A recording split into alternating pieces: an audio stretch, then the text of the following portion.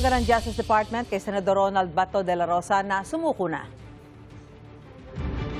Magtulong-tulong po tayo na buhayin yung proseso ng rule of law. Pakiusap bilang kapwa Pilipino kay Senator Bato de la Rosa, diba? Heed the call of the rule of law. Alam niya na pag may arrest warrant, dapat sineserve at dapat sumusunod. Batay sa mga impormasyong hawak ng DOJ, nasa Pilipinas pa ang senador.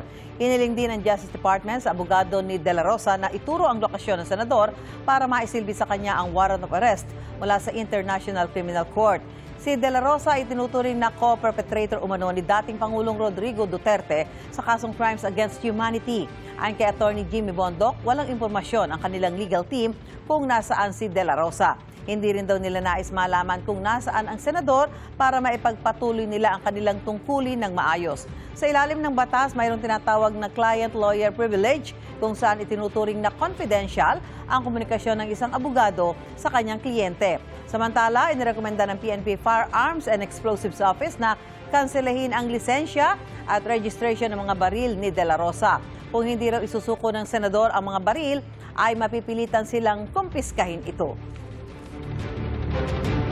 The team coming from our FEO or CSG will proceed to the address given for the confiscation.